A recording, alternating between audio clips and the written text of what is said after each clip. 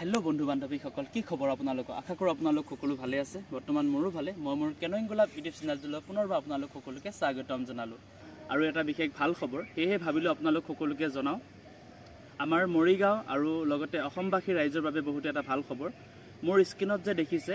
এটো হৈছে আমাৰ অসম কায়াকিং আৰু কেনয়িং দল বৰ্তমান অনুষ্ঠিত হৈ যোৱা ট্ৰাইবেল কায়াকিং আৰু কেনয়িং নেশনেল চেম্পিয়নশিপ যে তেলেংগানাত অনুষ্ঠিত হৈছিল 28 অক্টোবৰৰ পৰা 30 অক্টোবৰলৈ তাতে আমাৰ অসম দলে অংশগ্ৰহণ কৰি ইতিমধ্যে 12টা সোণৰ পদক 2টা ৰূপৰ পদক আৰু 10টা ব্ৰঞ্জৰ পদক লাভ কৰে আৰু লগতে সেই কম্পিটিশনখনত 10টা টিমে অংশগ্ৰহণ কৰিছিল আৰু 10টা টিমৰ ভিতৰত আমাৰ অসম দলে দ্বিতীয় স্থান পাবলৈ সক্ষম হৈছে আৰু লগতে ওভাৰঅল ৰানাৰ আপ বঁটা লাভ কৰে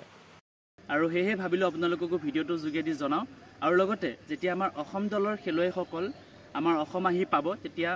এটা ভিডিও প্ৰস্তুত কৰি আপোনালোকক আটাইকেগৰাকী খেলুৱৈকে দেখুৱাম আৰু লগতে কোন খেলুৱৈ কিমানটা পদক পাইছে হেয়াও দেখুৱাম আপোনালোকক